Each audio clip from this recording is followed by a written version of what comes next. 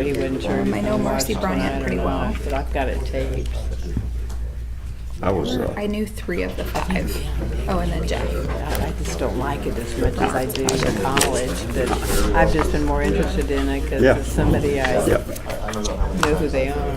And Matthew didn't tell me. I saw his picture in the Kansas City paper, and I asked Matthew if he was related to him. Yeah. He said, "Oh yeah, that's my cousin." It's a big deal. Yeah. Kind of is. Yeah.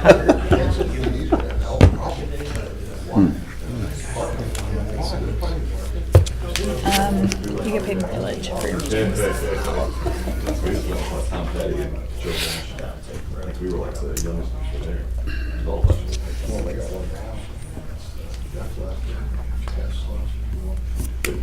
Dude, but Tesla's not with them in Kansas City, though. I was bummed. Oh, they're not? Yeah, but I still got tickets. So. Got to relive the hair band days, There right? you go, exactly. We got the kids on the block and somebody else tonight. Paul Abdul, I think. Did she really? Straight up, just canceled? She saw she was performing two kids on the block and no problem. All right. Oh, really? That time. All right, let's call it to order here. So, roll call. Lund, Here. Johnston, Here. Watts, Here. Allen, Here. Jacobs. Here. All right, minutes. Approval. Move to approve. Lund, Yes. Johnston. Yes. Watts. Yes. Allen. Yes. Jacobs. Yes. All right. Let's see here. Adoption of the agenda. Move to adopt. There we go. Lund, Yes. Johnston. Yes. Watts, Yes. Allen, Yes. Jacobs. Yes.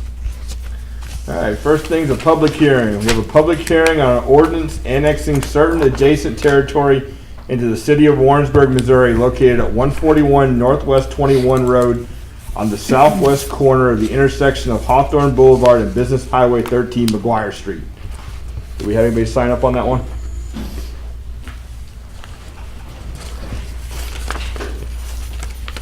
I don't see any unusual faces, so I'm going to say no, but we'll find out.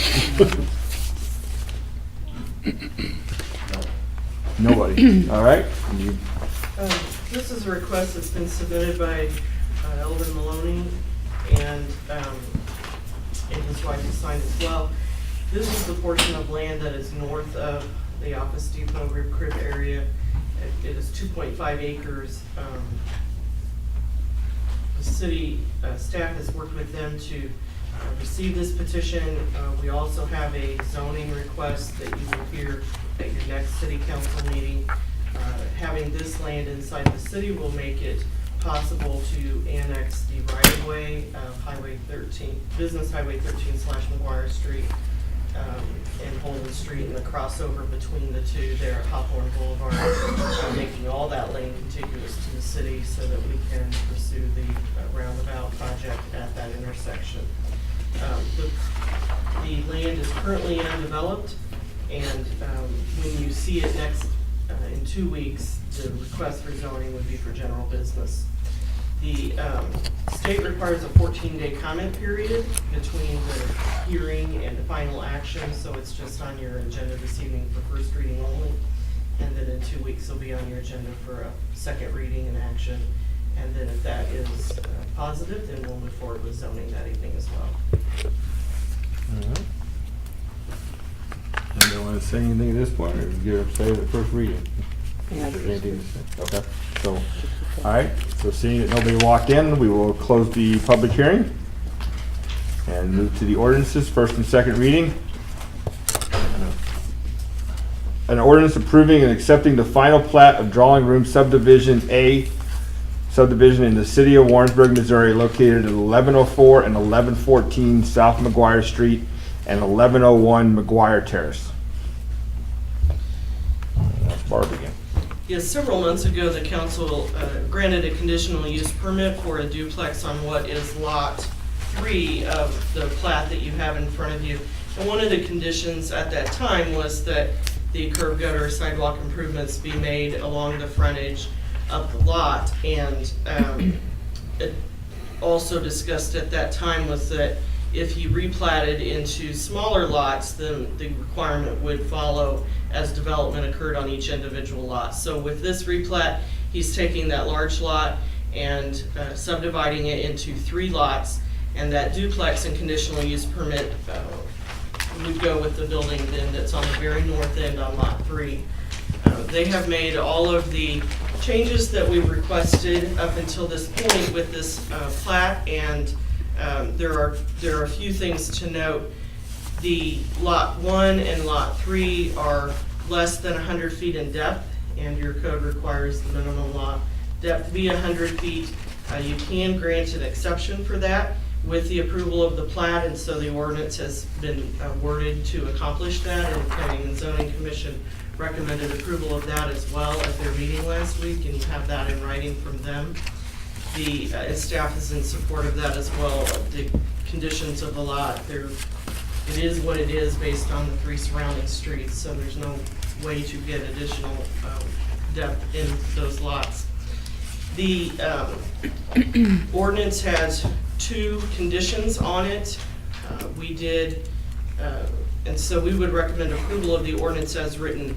In anticipation of approval of that ordinance, the surveyor did provide a plat today where they show that they can meet that, and so they are in agreement with those conditions on the plat. We would recommend approval of the ordinance as written. I'm just curious on one thing here. With lot 3, basically, the building is it's on it right now, is gonna be approved because it doesn't fit into that 1,000.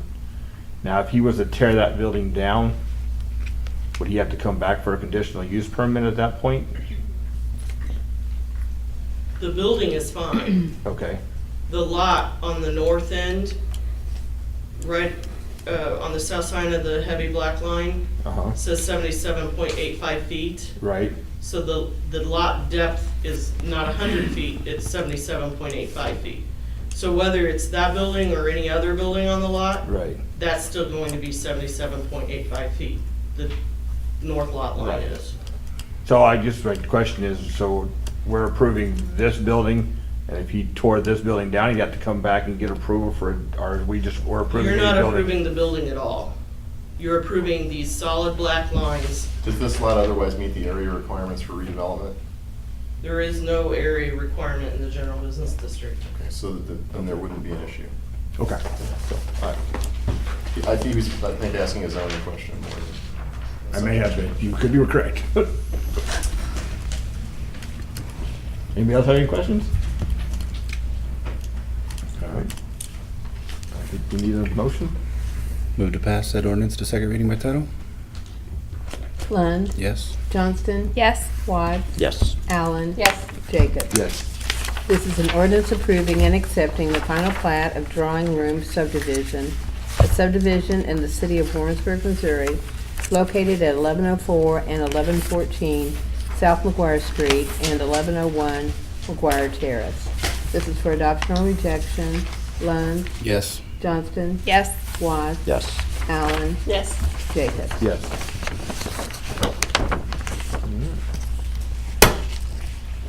An ordinance approving and accepting a minor plat on lot 21A of Hawthorne Estates, a replat of lots 21 and 22, a subdivision of the city of Warrensburg, Missouri, located at 480 Sycamore Court.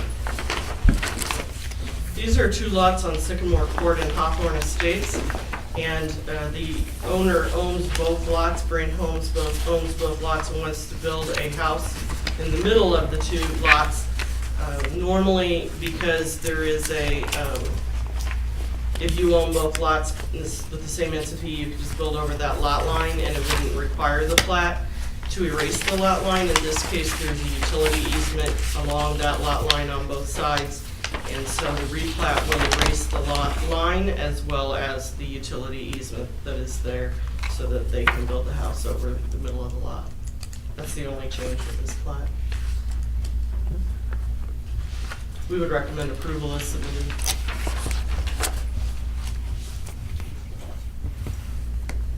Questions?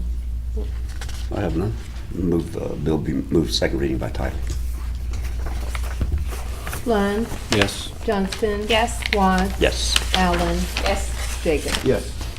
This is an ordinance approving and accepting a minor plat of Lot 21A of Hawthorne Estates, a replat of lots 21 and 22, a subdivision in the city of Warrensburg, Missouri, located at 480 Sycamore Court. This is for adoption or rejection. Lund, Yes. Johnston. Yes. Watts. Yes. Allen. Yes. Jacob. Yes. Number 4, an ordinance ratifying a service agreement between the Parks and Recreation Board and Riesbeck Construction, Inc. for the Community Center HVAC Design Build Replacement Project. Jody. Mr. Mayor and members of the City Council, I have a service agreement for you that was not included in your packet because we didn't have it signed yet, so. Thank you.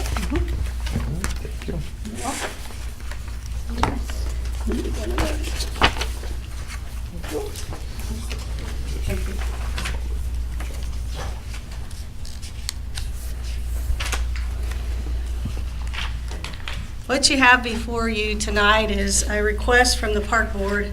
As you may or may not know, the community center will be 20 years old this year. And so the air handling units are getting very old, and we need to get them replaced. The Park Board replaced the pool unit in 2012. So we knew we were going to have to start saving so that we could replace the other units very soon. Took us about 5 years to save this money, but we have it. We feel like we're very confident that we have the funds available to do this work. Knowing that this project was a design build, staff obtained bids from the company that services our current units. And the estimate came in at $283,000. We added $16,600 to that estimate we budgeted in the FY17 budget for about $300,000. On April 10th, staff opened bids and received 2 proposals. They both were over budget. And so we then reached out to the city's adopted National Joint Power Alliance program, the NJPAP, that's easier for me to say. And Respec Construction applied for this project and gave us a proposal for the amount of $326,290. Well, that too was over budget of $26,290. So in the May Park Board meeting, we discussed this in detail and decided that they're not going to get any cheaper. And we do have some unrestricted funds still available over the $300,000. And so the board decided that they would like to recommend to you all that you approve the ordinance that is submitted in front of you, because we do have that reserves and we do have the $300,000 set aside for the 4 units. I'll be glad to answer any questions you may have. What were the other 2 bids? They were over the $326,000. I can tell you exactly. We had ACS Building Services bid $353,000. That's without the alternate, and that's what we're talking about tonight. $353,220, and MMC Contractors proposal was $371,156. So as you see, it's all over. There's no really rhyme or reason about how those bids came in. And this bid is 342 in the information, the handout. That's right. It includes the alternate Okay. portion of the bid, and the alternate was $15,000, I believe. I have that with me as well. Since this is only showing 326. No. And the board approved without the alternate. The alternate we have a unit that does not have heat. It only has air. And that unit is it's upstairs, it's in the fitness center, and because it's between the pool and because it's between the gym, and it's all open there, when it was built, they didn't put heat in that unit. And so we were thinking maybe we ought to put heat in it so that it would be a little more efficient, but because of that bid,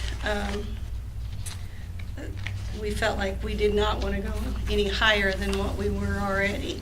And we felt like because that was the way that it was constructed, we felt should just leave it as is now. And I will get that total for you in just a second, Casey. $16,250. Okay, so you're not wanting to do that portion of it? We are not wanting to do that portion of it. Okay. Just curious, question. When you budgeted what you said you did how did you arrive at that price and then it's been over budget? Right. We went out for estimates because this is a design build, and because you don't have an engineer working on this project as you're going through the figuring out what it's going to cost you. We went out for an estimate with the company that currently services the units that we have, and we asked them what it would cost us to replace all 4 units, and they told us the $286,000. And they didn't put a bid in there to replace them? They did not. Interesting. Yes. Yeah. That was a little frustrating for us as well. We were really surprised we only received 2 bids in the beginning, and we had reached out to everyone that has helped us with the units that we currently have. I noticed in the scope that RTU 400, when it's removed, goes on the owner's trailer. It's not disposed of. Is there a reason that we're replacing it? Staff has an idea to utilize some of the fans that are on that unit for some of the things that they need in the maintenance department, and so that is one of the reasons why we're wanting to hold on to that unit. Okay. We're going to recycle. We're not going to use it as an air handling unit, but we're going to recycle with some of that material that's on that unit. Hope it's voltage compatible. Pardon me? I said, I hope it's voltage compatible with what you... Yes, it is. Okay. It is. Be a problem. I have a question regarding the process. So has your board already approved for you to execute this contract once the council has ratified it? Yes. So again, when we had the sandblasting issue before, and the challenge we had there is that the contract between the city and the park requires it comes to council first and then be ratified by the park board. And we have that same issue again tonight. I'm not suggesting that the council not approve this tonight. I think the project needs to continue forward. I'm just pointing out that once again, the process isn't being followed the way it was outlined in the contract. The second point I'd like to make has to do with the reserves. The park board has done a good job, and you as staff, with building reserves over the last several years. But due to projects consistently coming in over budget the last few months, once this project is done and this is approved and going forward, you're only going to have about $30,000 in reserve. So there's no room for any errors again in the future. Mm-hmm. And we're right back to where we were 5 years ago of not really having any safety net or cushion in there. Although you do have the restricted reserve now, of probably $600,000, but that's only for significant emergency. You're not going to be able to access that for the same projects that we've had here over the last several months. And so I just want to point out again to the council and to the board and the community that we're right back to where we were probably 4 or 5 years ago, that there's no safety net in there anymore. Well, 4 or 5 years ago, we didn't have 600,000 even. We didn't have any of those reserves whatsoever like they are today. We feel real confident that we'll be okay. This is the last major cost on the community center. We've tried to do our due diligence and make sure that we're replacing those items that are large ticket items and be able to have the funds available to the department for those. And so we feel like we're going to be okay. We don't have any other really large items other than the parking lots, and we're going to budget those and go at them slowly, but we're going to try to replace or improve every parking lot that we have in the department. That's our next project. So, Matthew, is there a better way to, I mean, because I know we have funds that are set up for a fire truck, or this is this, are these funds set up that way, or or is this just a pile of money that's sitting in there and then they say, okay, we need to use reserves for this amount? It's similar to ours where we have a unrestricted reserve and then we had a restricted reserve. And I think what she's trying, what Dottie wants to use is the unrestricted portion of it. Okay. And they have been building up the unrestricted reserve exactly for this purpose. So again, I don't have an issue with that. My concern is that there's been a history and a track record that projects come in significantly higher than what was budgeted. And they've been using this unrestricted reserve as a safety net, which it's there for. All I'm pointing out is now that is gone. And that won't be usable again in the near future, except for maybe one or two more times with $30,000. It is not our plan to come back and use any unrestricted funds at the level that they are today.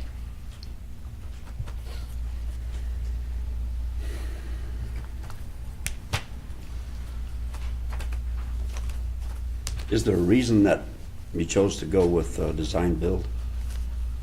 Was that It was recommended? Yes. That was recommended by city staff. It's a pretty complex system over there, and I think we updated some stuff that was We there updated before. the control system before, and which was engineered. Okay. Okay, so that process is engineered, and we have the documents to show that, the engineering for it. So it made more sense to put it out to bid as a design build versus having to go out and go through the process to select an engineering firm. Right. And then pay an engineering firm to create what The we document. had already. Right. And then this way we incorporate it into the project. It's a requirement of the contractor to provide the engineering documents required to do the project, which this particular company would, they all did it that way, including their engineering requirements. One of the reasons that's driving this, I wish the representatives were here, is prevailing wage. Prevailing wage is still mandated. And that unfortunately drives the cost of this project much higher. This is prevailing. Yes, right. And that's what we hear many times, is it's the Yeah. prevailing wage. Okay. So you made a comment, Harold, the process, and I haven't read the contract, I guess, fair enough. The process is that the board is supposed to bring to us a recommendation for her, or are we putting the cart before the horse? We're saying okay, and then she goes back to her board and says it's okay. Anytime they're into a contract for CIP, IT, those types of things, it is supposed to come to council. So council can provide its input and recommendation, and then the board can take that into consideration before they approve or deny a contract. In this situation, the board has already reviewed and approved a contract and authorized Doty to execute it, and now it's coming to the council for ratification. That is backwards, and we dealt with this issue just a few months ago with Right. the sandblasting in the pool, Right. where it needs to come to council. So they get a recommendation, they have an RFP, comes to council, you guys give your input, yes or no, as a recommendation to the board, and the board makes a final decision of yes or no. At this point, again, the council's action is pretty much moot, because the board has already approved the contract and authorized Doty to execute all appropriate contracts. Thank you. What I will tell you is that the board authorized me to bring it to you all to finalize. And the $300,000 is in our budget. And so what we've done in the past, and that's where my confusion lies, is that as long as it's in the budget and the city council has approved that budget, then that's where I take it to the board. The sandblasting was not in the budget. I should have brought it to the city council first, and I did not do that, and I apologize for that. But what I thought, because it was already in the budget, that I take it to the board, park board, and then bring it to the city council for final approval. Nothing has been signed yet. as far as executing this contract. Once it's approved by the city council, then it'll be executed, and Bill will handle that part of it, being that he's the project manager. So that's my confusion, and again, I apologize, and if that's not right, if it's already been approved in my budget, then I need that more clarified. Well, if I remember correctly, even the process for city staff on our side, even if it's approved in the budget, if it exceeds 100,000, we don't have authorization to execute that. It still has to come to the council. And this is a $300,000 project. So even for city staff, under that policy, we would still have to bring it to council for approval before we execute the contract. Okay.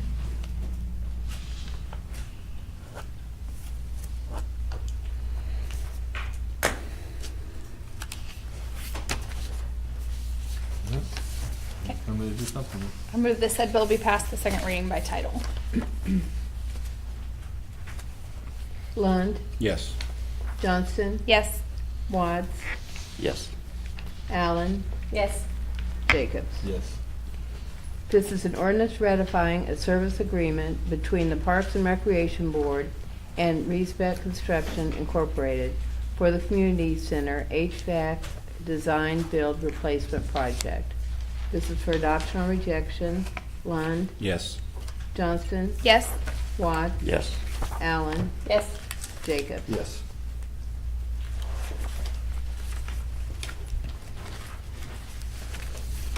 All right.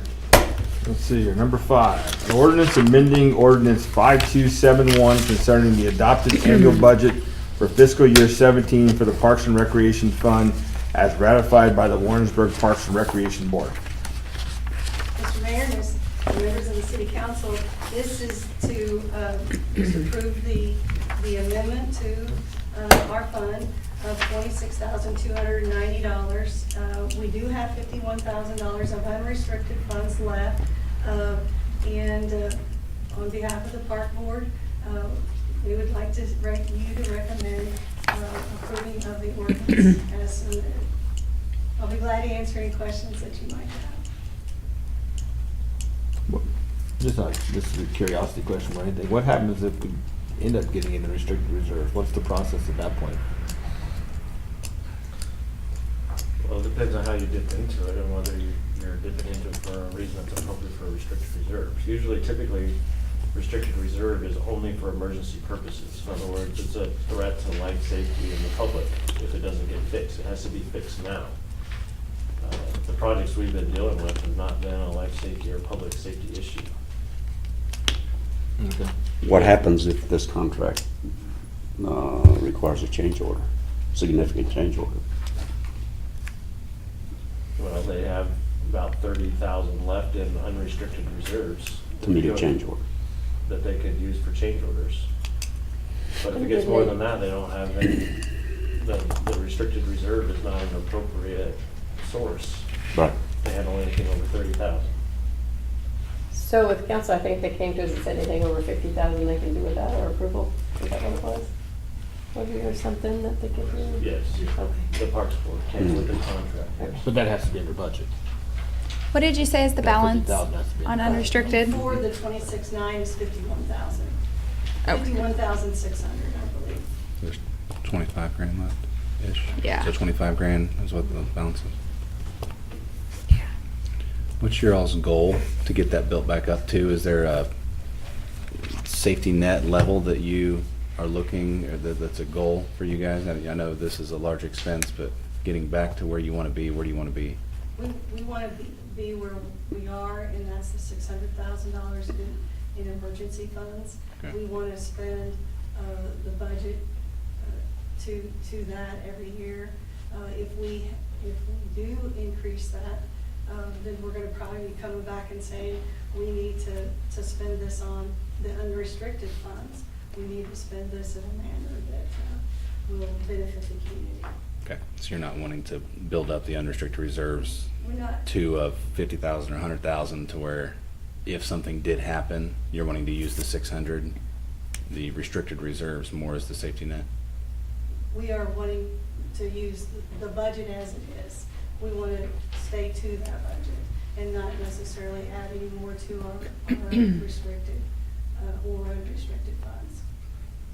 But your budget is a living document and it's going to change, so how do you plan on functioning with 25,000 unrestricted? Well, I haven't been directed yet by the finance committee or the board as a whole, but they're real confident with the 600,000 that we have in restricted funds. They feel that's right where we need to be financially. Anything over and above that, then we need to look at spending that. Does your board understand that that 600,000 is the building's caving in and we've got to fix it money? It's not, we didn't plan for something that was going to be 20 years down the road to repair. I think they do understand, when 6 years ago or 8 years ago, when I walked in, we only had $48,000 in our reserve fund. And they worked really hard to build it to that level. We now need, and why they're not wanting to make that kind of commitment for anything over 600,000 is we've really got to focus on our staffing.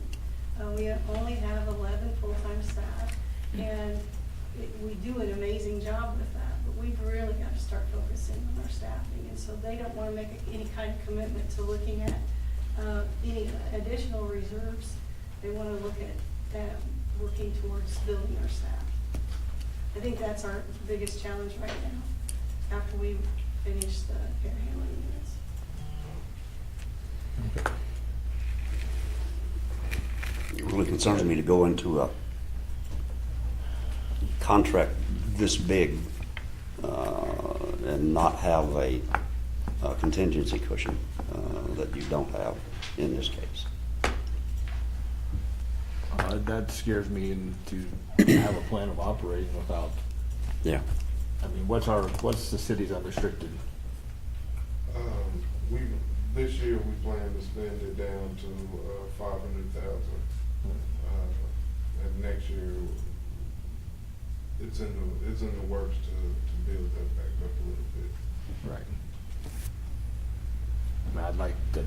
It's obviously it's your board, And I'll let them know that that's what you'd like to see us do as well, and I'm sure that we'll be able to do that. Right. We were able to really work towards the $100,000 a year, and that was our goal.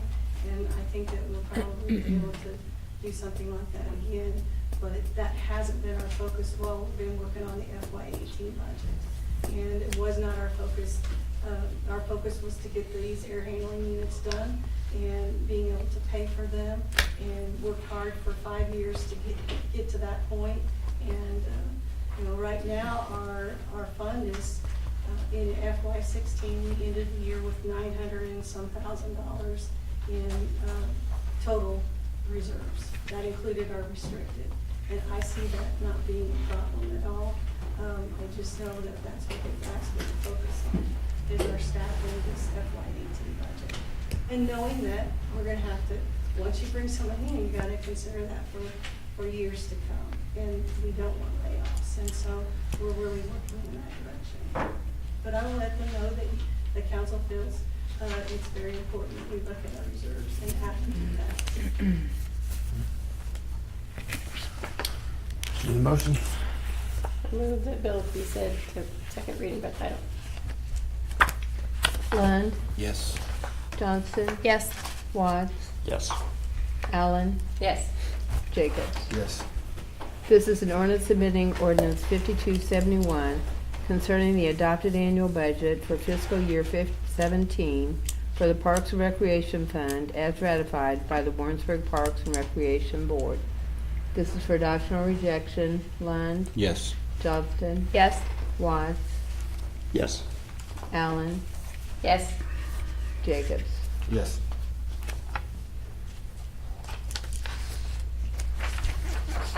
All right, number 6, an ordinance suspending the provision of section 3-14 for certain special events, August 10th, 2017, pursuant to section 3-14B of the Code of Ordinance.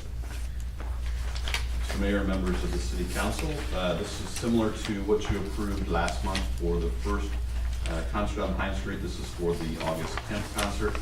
Warrensburg Main Street is again the sponsoring organization. They are requesting that we permit open containers on Pine Street from 6 p.m. to 11:30 for this event. They are going to be working with all the businesses to ensure the proper permitting is done. And the businesses supply the wristbands when people come in. Last week we had the first one. It was very well attended and people seem to enjoy it. Nice weather and everything, so staff is recommending approval of the ordinance as submitted.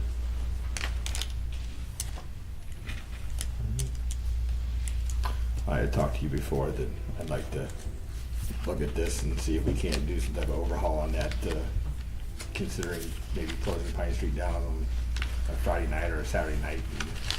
And maybe taking a good look at this ordinance and see if we can't do something different with it. I would agree with that. All right. Let's need a motion. Move to pass that ordinance to second reading by title? Lund, Yes. Johnston, Yes. Watts, Yes. Allen. Yes. Jacob. Yes. This is an ordinance suspending the provisions of section 3-14 for certain special events, August 10th, 2017, pursuant to section 3-14B of the Code of Ordinances. This is for adoption or rejection. Lund, Yes. Johnston, Yes. Watts, Yes. Allen, Yes. Jacobs. Yes. Number 7, an ordinance declaring the results of the election held in the city of Warrensburg, Missouri on April 4th, 2017. In order to finalize the election, we'll need to have this ordinance passed, and it does officially declare the results of the election. As far as the 2,050,000, there was yes votes 799 and no of 287. And for the general obligation bonds, in the amount of 3,500,000, we had 687 yes votes and 400 no votes. So I just need a motion to pass this ordinance. Make it official. Need to move to second reading by title. Lund, Yes. Johnston. Yes. Watts. Yes. Allen. Yes. Jacobs. Yes. This is an ordinance declaring the results of the election held in the city of Warrensburg, Missouri on April the 4th, 2017. This is for adoption or rejection. Lund, Yes. Johnston. Yes. Watts. Yes. Allen. Yes. Jacobs. Yes. All right, and last one for first reading only. An ordinance annexing certain adjacent territory in the city of Warrensburg, Missouri, located at 141 Northwest 21 Road on the southwest corner of the intersection of Hawthorne Boulevard and Business Highway 13, McGuire Street. Any questions?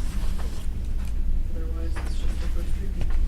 Did have someone ask, I'm assuming that road will close down during a potential construction. I know I'm putting cart before the horse here, but Which road?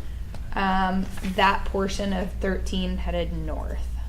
And we're working with our engineers to try to maintain traffic flow there with some detour routes or additional lanes around that while that's being constructed. We want to construct potentially in 2 halves Okay. on that so we keep traffic flow. We know traffic flow north and south through the city is essential. So we're working with our engineers to try to have some instructions to be able to do that. Okay. Can you send that message to the county?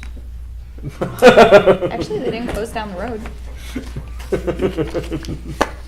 Said they were going to, but they It's more didn't. Yeah. costly, it's more costly to do it that way. Yeah. Than we do is close down and replace that, but that's what our option has been. Previous communities have been successful too in projects like that, have had an alternate route signage, particularly for the different businesses and stuff that are in that area. So Yeah. people, as they're approaching, have another route and it's signed. Well, it'll cost us a little bit more for signage, but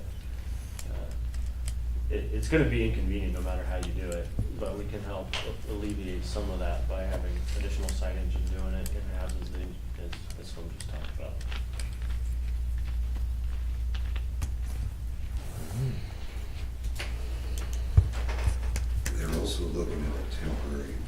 bypass using Old Highway 13 as an option, That would be good. and in conjunction with doing one half at a time. Okay. So they're able to divert traffic over to the old 13 and bring them back on Cooper Street to put them back on 13. That would be awesome. If that's an option.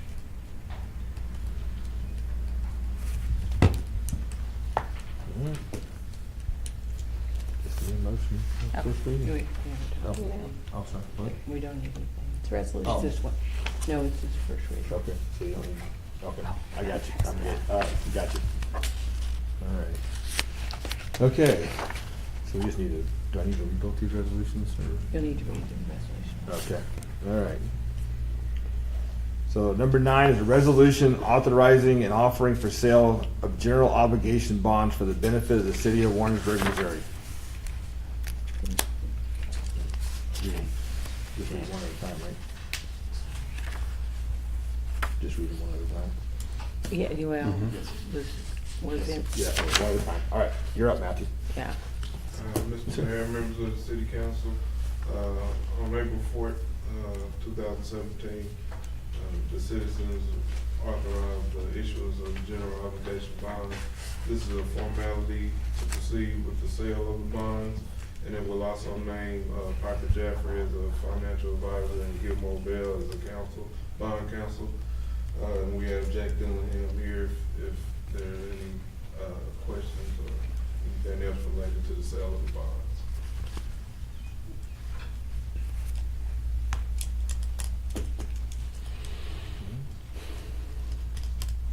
I guess the question would be timing, Jack. What are we looking at? Sure.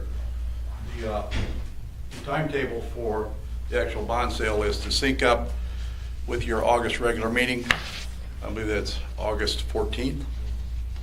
And so we have created a timetable with staff, which ultimately revolves around that date, so that the bond sale and the approval of the lowest and best bid in terms of interest cost that would take place that day could be coordinated with the evening meeting that you all have in 2 months.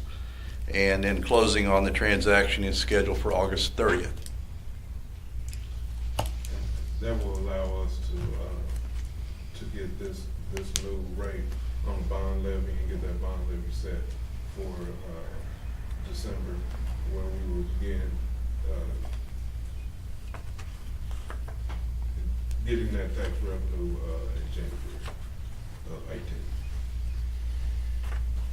Okay. It's also important because, as you remember, with the Dollar Tree project, one of the projects on this bond issue was the 800 feet of Veterans Road to the east of Highway 13. Right. So in order to meet the timeline that we've agreed with Dollar Tree, we have to start with installing the sewer main and probably at least getting the base of the road down so it's ready for paving in the spring. So we'll have bills there for contractors to pay this fall and this winter. And so we really need the bond proceeds to come in so we have that money available to start paying those bills. Okay. Thank you, sir. Yep. Anything else? I move the resolution be adopted. Lund, Yes. Johnston, Yes. Watts. Yes. Allen, Yes. Jacobs. Yes. All right, resolution number 10. Resolution authorizing the mayor to sign a Main Street, Missouri program agreement between Missouri Main Street Connection and the Warrensburg Main Street, Inc. This is just an annual process. I think the council has done this for the last several years. This is just, again, stating our support for Main Street and the program officially to the Missouri Main Street program and those types of things. That's an important piece as they continue their accreditation and their funding opportunities and those types of things. We do have representatives of Main Street here if you have any questions. I guess in the budget on number 6, developing a written work plan, that comes in when they do the budget. It says develop a written work plan that is based on a vision and mission statement of the local Main Street program. Yeah, those are the things that Main Street's working on. Okay. And we have With two, an adequate operating budget to carry out the work plan. and we have 2 officio members that sit on that board and participate in those conversations. I do and Rich and Chief Lockhart. did something on that.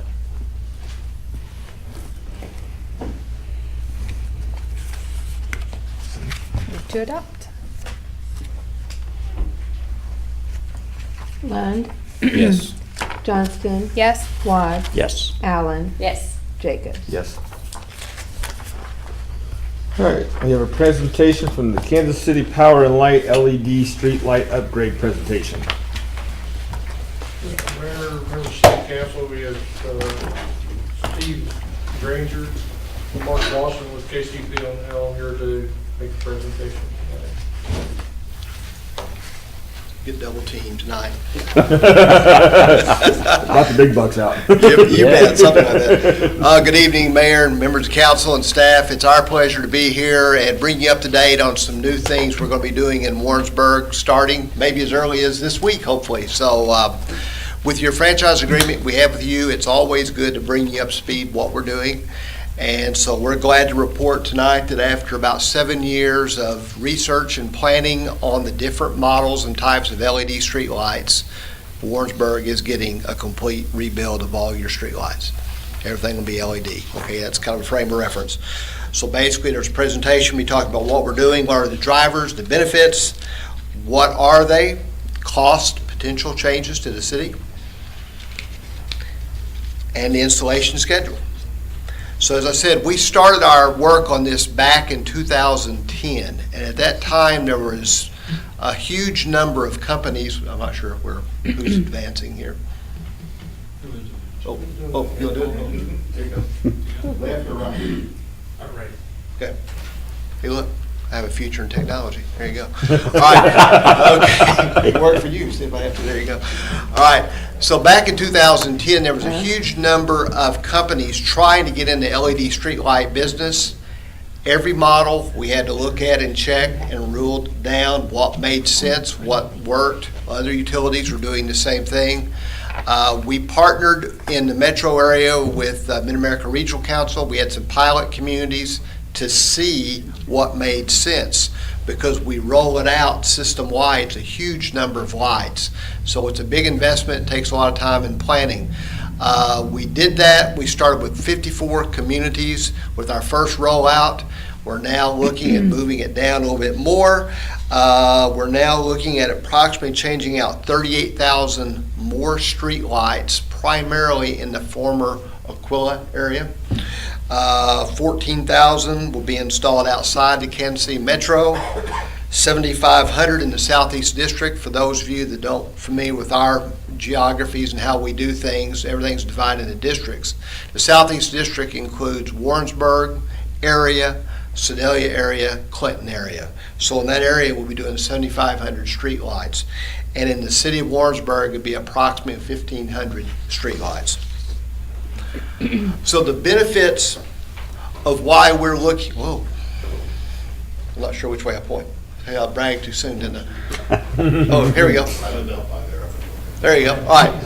So and Steve is passing these around. We thought about taking the staff and council members, the mayor, on a field trip, but the only way you could do this is 5 a.m. in the morning. I didn't think you wanted to do that.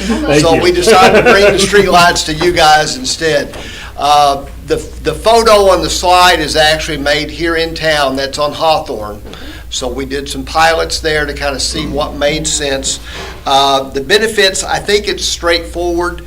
When we completely come in, we will replace all the lights in town. So all the street lights. So you will have a uniformity in the type light at that time. Everything will look the same. You won't have some yellow, some oranges, some blues.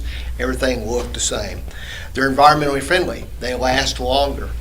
You don't have to go out and change as often. So there's not a carbon footprint for going out as often and doing that. That's a big thing. They're energy efficient. They do last a lot longer. Lower maintenance, as I said, they last a long time. That's the reason we're doing it. And that's the benefit for you guys as well, to try to hold the cost down long term. Missouri Public Service Commission friendly. Yes, that's one of our other bosses we will report to. And basically they have kind of asked all the investor utilities to move forward with this process. We listened and said, yes sir, yes ma'am, and that's what we tried to do. And it's a better quality of light. And I think the chief over here with the police department will be happy with this, because many of our law enforcement people we've talked to have said they really like the idea of the LED street lights because it's a truer color. So if they're watching a bad guy or a bad person, they're trying to figure out what the color of that car is from a distance, you don't have a masking because of the yellow light. And that's a really important thing. It's just a more cleaner light. And in summary, it's a refreshed look. It will give Warrensburg a whole new look at night on how things will be, and we think that's exciting. All right, so what's the cost for doing this? We think there's several different models of lights out there, so it's kind of a mathematical equation, but we think it will be budget neutral or a very slight increase, and I mean slight, very small. To aid with the transition, we will offer a one-time credit for a difference. Let me give an example of this. Let's say your current bill runs $1,000 a month.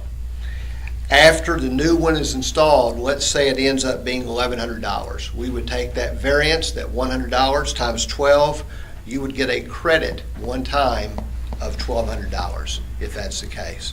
Okay?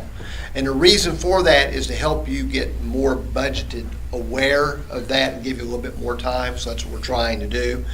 Until we get these installed, we don't know which one's going to work exactly, because we just have to find out. That sounds bad, but that's what we have to do. The schedule, the important thing, knock on wood, weather and everything is all right, we would like to get the entire city completed in 90 days. So it's a very aggressive schedule for 1,400 and how many? 1,456 or something like that. So it's a very, very aggressive schedule. Steve actually has one of the models here. This is our A model. And I know everybody likes to see these things, and you tell your kids, guess what, I saw an LED street light, but guess what? That makes us excited, so we thought you as our bosses would like to see this. Yeah. Yeah.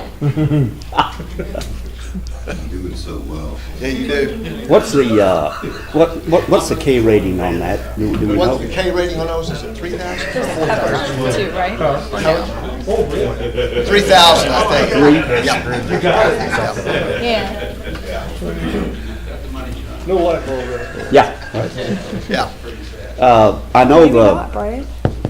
Good picture. Casey Pendle's probably already been down the road of light pollution and the International Dark Sky Association and all of those. Now there's such an organization. There really is. But to satisfy those that would be concerned about the downlighting versus broad lighting that would do away with the being able to observe the stars at night and that kind of thing. That's all been thought out and coordinated. Yes, that's one reason why this head is so great. It forces the light down, not broadcast out like that. So there's a plus for that. Thank you. So we're excited about it. We think it's really important. It's a good step for us. It's a good step for the community. We want to get started, but we want you to know, so when you see our crews out doing this, that's what they're working on. And it's a good thing. We'll probably start tomorrow, small crews, and then gradually building up. We'll probably start over in Cahill, north of 50 tomorrow, moving westerly until we get 50 highway, the north side of 50 highway down there, we'll migrate down below 50 highway. It's an aggressive plan, 90 days, customers come first, storms and everything else might get in their way, but that's what we're thinking, so we get it out of there. So I have a question about financial impacts. I'm sure you're not surprised by that. Not at all. So as you stated, it uses less electricity, easier to maintain. So in effect, the costs are lower. So why does our bill go up? The lights more and labor to get them installed. Couldn't we do a one-time payment though instead of continuing to pay for them year over year? Is in buying the lights? Or for the installation? Not necessarily buying, but we understand that we're paying for the cost of installing the lights, but then it'll last a long time, but our bill will be adjusted permanently, additional $100 a year, and we'll be paying that 10 years, 15 years from now, when you should have already recouped the cost of installing the new light. And so we would prefer probably, at least from a staff standpoint, is if you're expecting us to help bear some of the burden of the cost of installing new lights, we would probably prefer a one-time cost share of that as opposed to paying that additional monthly fee now in perpetuity for a long time. That's why we hire you. And I'm trying to think how we can do that, because this is a tariff. We'll have to take it back to our regulatory department and see. I mean, because it's set up by the PSC. This is what you do. So the lights, I don't want to be silly here, but when the light goes out, we have a bulb to replace it or something, or we, KCP&L does, right? That's Right. your job. That's their responsibility. Yeah, it would be, I guess, to be replacing the whole head, doesn't it? It's possible, yeah. That's on us. So Harold, what you're asking is, instead of the way the tariff would say, you would rather have like a negotiated rate where you pay so much installation charge to We buy it understand that there's a down? one-time cost. So we want the LED lights. Right. We believe it provides a better, cleaner, safer light for our community. It'll make Warrensburg look a lot better. So we agree with that. We just don't want to pay a long-term cost for a short-term expense. And so we would rather participate in helping pay the short-term cost of the lights and those types of things, rather than paying more long-term. Because eventually, we'll hit the break-even point where we've compensated you based off of the increase in the rate, but you'll continue to apply that rate to us even after you've hit that critical point. And so again, our point is we'd rather look at the numbers and figure out what costs are you trying to recoup through that, and we'd rather pay that in a lump sum than have our rates adjusted permanently for the future. Because our rates usually don't go down. Yeah. It's a tariff, don't know. Yeah, that's, No idea. we can sure go back and investigate it, so, but our question is, do we move forward? I'm just asking, do we move forward with installation at this time? I guess that's a decision of the council. I mean, I think the lights are needed. Would you really just prefer not to have that as a permanent long-term expense, but I don't know that we have a lot to say in that. How long would it take to get an answer on that? We can start working on it in the morning. I can give you an answer. If we have, if it's a public service commission question, we don't have an answer for that. So obviously, none of the other communities have asked that request. They just, and when you're talking long-term, you're talking the life of us. With the increase he's talking about, every year we'll have that increase. Right. Potential increase. Right. I mean, because right now, we pay so much per pole, right? Right. And the theory of that rate that's set, it's a fixed rate, is it covers the cost of the wattage that goes to it, as well as some cost to help with maintenance and repair. But what's happening is, we're making an investment that's gonna decrease the usage and is gonna decrease the maintenance, but our rate is going up. And our rate is gonna go up and be permanent. When in theory, in reality, if you're using less electricity and the maintenance cost is going down, we should be paying less per pole.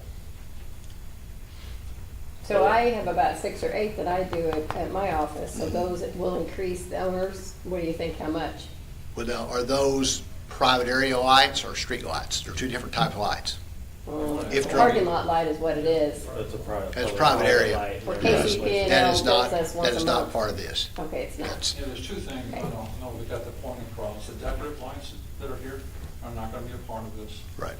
and private area lights are not gonna be a part of this. Those could come later, but not a part of the streetlight project. So that's all we're asking KCP&L then to consider. Right.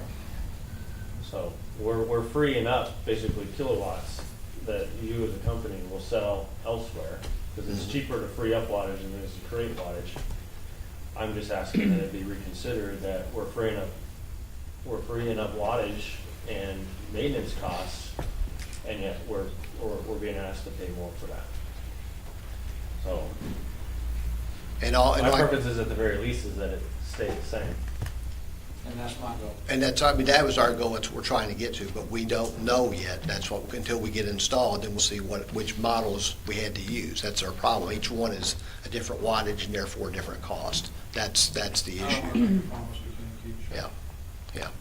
Either way, though, I think the project should go forward. I mean, we need to replace the lights, and this will be a great enhancement to our community. But this did come out of the latest tariff, is what I'm hearing. Yes.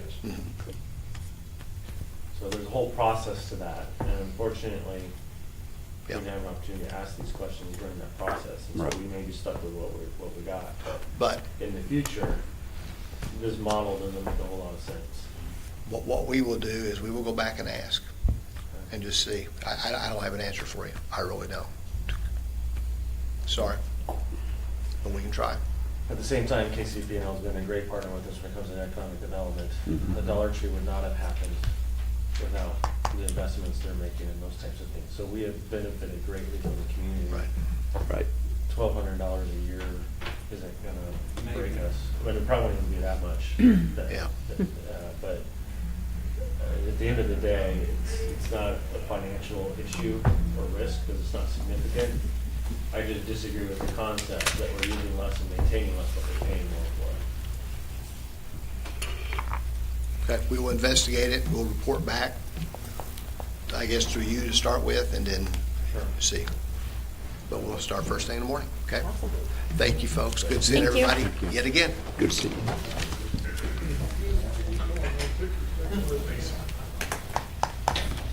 All right.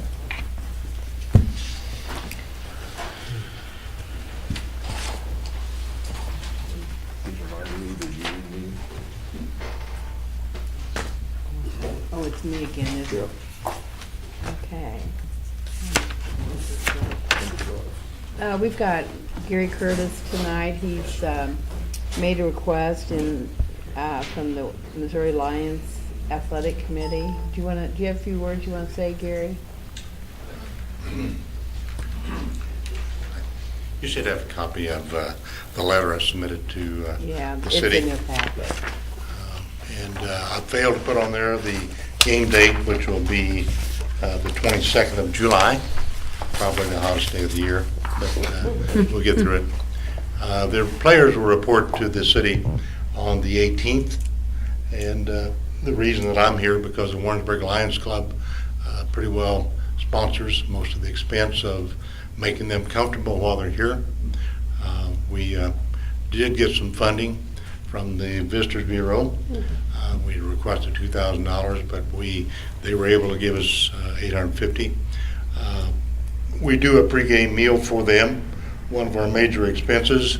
Unfortunately, this year, where we had received the funds for that meal, I'm told by the person that provided, the company that provided, that economy has kept them from doing that, so that's a major expense that'll fall back on us.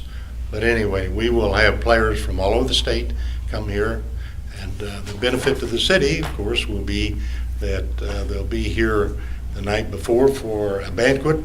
They'll be staying over in the hotels, and so we'll get benefit from that. We'd also like the mayor to give the welcome, if you would,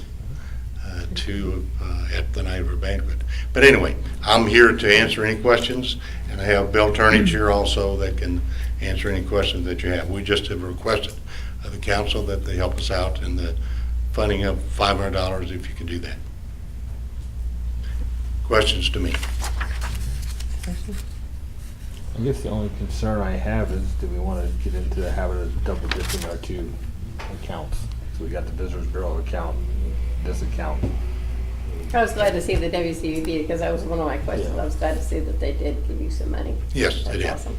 We figure that we have in the area, I tried to figure up a budget for you, what we spend, and it's somewhere close to the $2,000 figure. I requested to that group that they do about $2,000, and that's why I say they did $850.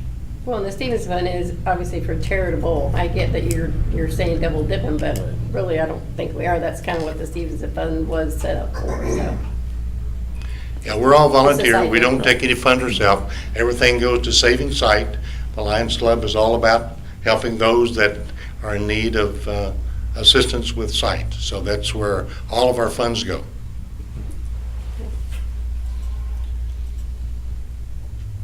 Questions? I think it's a great charitable cause with an economic impact to our community. So I think it's awesome. We also, because the football game is played here, we also have our state meeting here, which, because of the football game, it's convenient. So that even adds to more people that come into our city. And we would like to, it's been requested at times that, used to be at Jeff City, it's been requested that by some of our lions that go back. But I'm proud of our city and I'd like for it to stay here. So. We'd love for you to keep fighting to keep it here. Yes. Maybe I'm missing it on the letter. What is the date of the game? That's what I was just telling you. They report on the 18th. Maybe I was And the looking game is for the it. 22nd. And I apologize Got for it. leaving that off. That's okay. Or you need just a motion? Yeah. Move to approve. Lund, Yes. Johnston, Yes. Watts, Yes. Allen, Yes. Jacob. Yes. And I assume that would be in the form of receipts that we would present to get that fund. How would we get the funds? I'll talk to you about that. Okay, all right. Thank you very I'll much. talk to you tomorrow. Appreciate it.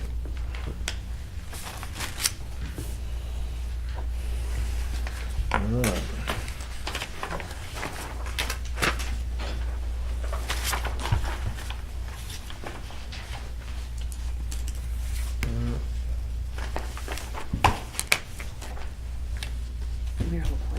All right. Got. Oh, yeah. It had in my letter that Mayor Jacob's been reviewing the mayoral appointments and I think Okay. you have Yep. got all the information Yep. from me in the email. What I'd like to do is I'd like to, do we want to go through each one of these organizations and vote?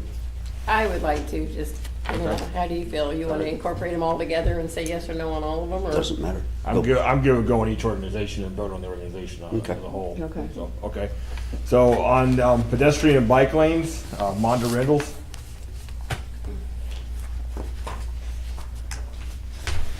That's the only one for that group. Just need to vote on that one. Oh, are we? You need a putting- motion each time, or? Yeah, if Or you can want to you do do a them by motion for all board. of them? Yeah. Be fine. Yeah, so somebody want to make a motion? Move to approve. Lund, Yes. Johnston. Yes. Watts. Yes. Allen, Yes. Jacobs. Yes. For Diversity and Inclusion Task Force, Megan McBride. Move to approve. Lund, Yes. Johnston. Yes. Watts, Yes. Allen, Yes. Jacobs. And then we got three of them for planning and zoning. Jeff Terry, who we're just reappointing back to the board. Andy Cole and Dwayne Jackson. Move to approve? Lund, Yes. Johnston. Yes. Watts, Yes. Allen, Yes. Jacobs. Yes. All right, Parks and Recreation. I think we have three of those. I believe. How many Yeah. spots you need to fill on park? All three of them, or So what's that? how many do you need to fill on all three of Right, these? right. Because Scott stepped down. He didn't want to fill anymore. So, let's see here. We got for Parks and Recreation Board, we have Casey Gates. Cassie. Excuse me. Cassie Gates. Erica Collins. And Barb Rhodes.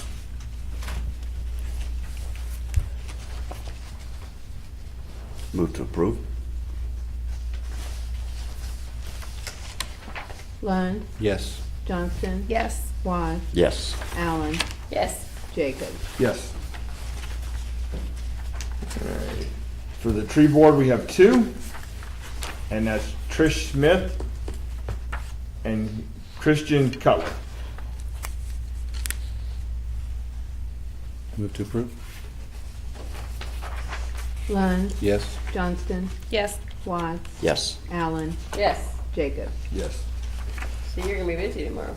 Telling everybody. And the last one, the Historical Preservation Commission, Andrea Glenn.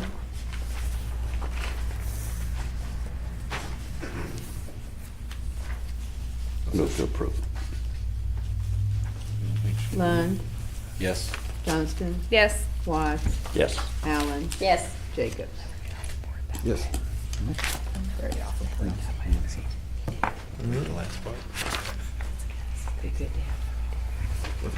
Good to have that on. That's it. That fills a bunch of them right Yeah. there. All right. City managers report. So a couple weeks ago, I had an opportunity to go to the ICSC Recon Conference in Las Vegas. It's an annual thing we partner with our contractor retail coach. I thought it was a very successful trip. We are seeing some of the effects of the economy. It seems like there's less and less retailers there every year. I will say though that with the Dollar Tree distribution center coming, Dollar Tree and Family Dollar had probably one of the biggest presence regarding booth size and activity at the conference. So that was very impressive to see that there's definitely a lot of interest in their company right now, and it will continue to grow and expand.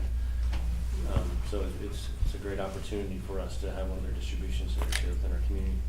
The other thing that I really liked about this conference is that we had developers and investors seeking out meetings with us.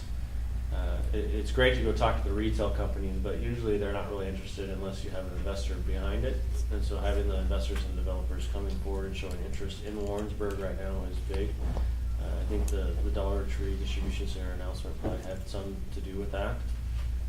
But we're on the map as growing and a hotbed and a place to consider about investing money, both as an investor and as retail businesses. And so hopefully we continue to follow up with those companies, and hopefully we'll see some fruition out of that here over the coming months. Staff also is continuing to work on budget.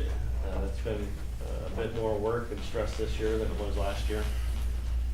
But staff is continuing to work on that. And also we're working on the city website. We are still pushing for an early July release of that. And we have some training coming up here soon. And so in addition to working on budget, staff's going to be working pretty diligently on website content and those types of things that we need that as well. That's all I have to report this evening. Have you hired the photographer? Where? We did select a photographer that we're using. I think we only had one response, didn't we? We only had one that we actually received and confirmed that we received. So, yes. Did that go out on RFP? Yeah, we put out an RFP for it. We put an announcement out on Facebook. We did just about everything we could to try and get responses. Yep. So, yeah, we actually put it out, and then by the deadline, we didn't get anything. So we did the Facebook post, and we were told we were going to receive 2, but we ended up seeing 1. So, and while we're on the topic, we need to schedule headshots. So I don't know the best how that works maybe in the past, or We'll be contacting you to schedule appointments that work with your schedule, so we can get a professional shot of all council members, Sounds good. department heads for the website. Have we ever had a class for, how to fill out an RFP? I mean, 'cause I know these bigger companies know how to do it, but when we go out to chase a photographer, or we go out to chase a realtor to list property and stuff, I mean, I've talked to a few of them, and they're like, well, we wouldn't even have a clue how to fill out an RFP, so, I did Did you? class Okay. with the chamber, one of their lunchtime chamber. Okay. Oh, did they have one of It was a couple of years ago now, but, and did not have any shot, maybe one. Right. Is there a video that we could put together, like a how-to, kind of like shortened version of that RFP for the that dummies. presentation that we could put on our website, just an easier way to And I've got a PowerPoint that you can pull out and try to. do a voice over that or something. Yeah, but yeah, anything that we could do to get that information out, and I think a lot of people are going to be doing good idea. research on our website or YouTube or whatever. Anything that we can do to show that we're trying to do our part. Yeah. That way you only got to do it once, and you can hit all these people rather than having to go to this group and this group and this group. Right, yeah, I'd be happy to, work with whoever on, Danielle or whoever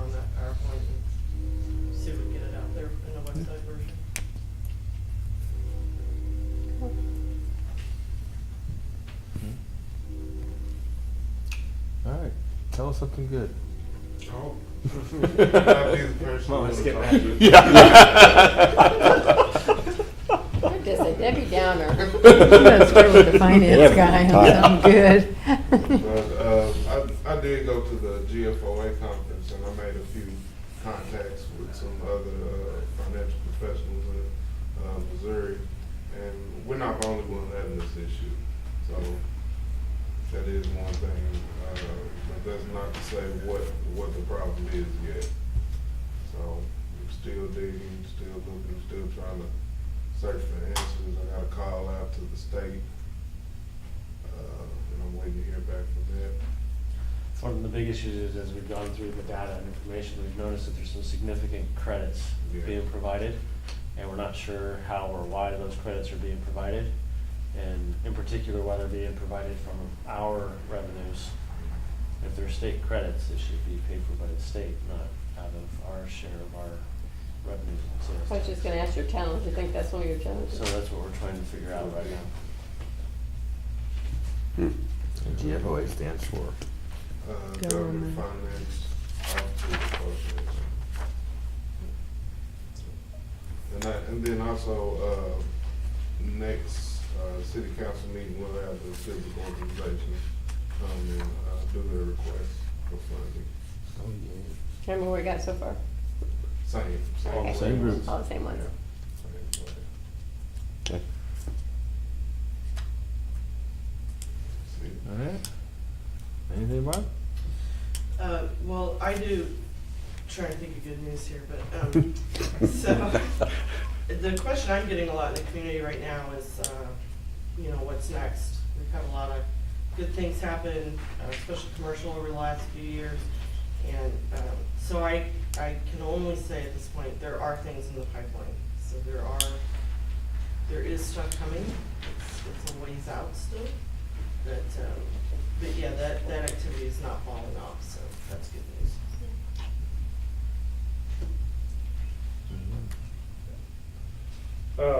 We met today with Chester Ross, which is our asphalt contractor for this season.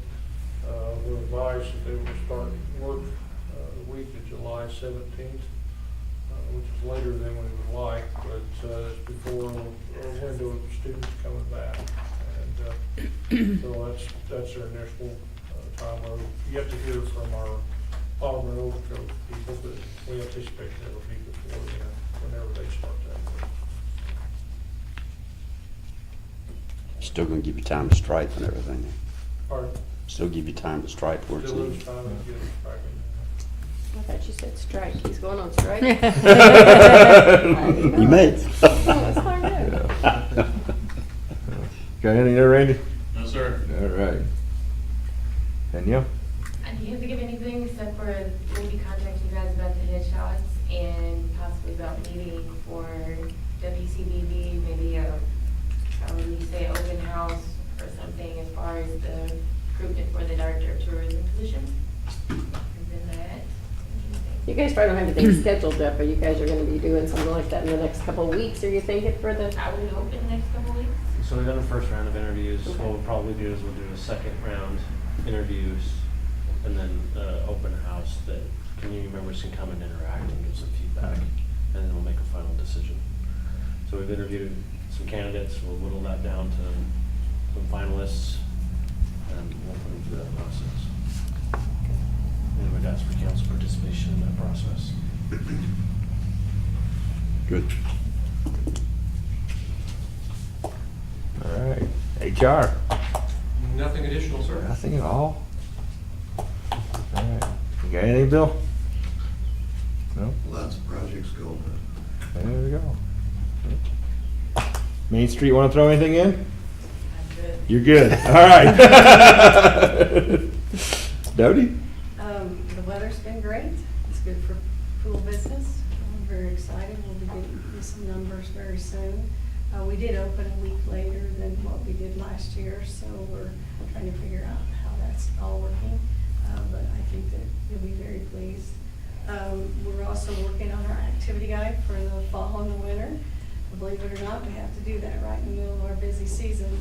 And one of the things that we're talking about is that the building will have a birthday, 20 years in October. We're looking at the end of September to have a week of festivities for the community with some half prices items as well as, just really getting them into the building and maybe meeting some of the past directors as well as past park board members. So we're discussing that, and we'll have that final plan because the activity guide will be out in August. And so it takes us about a month to get it printed.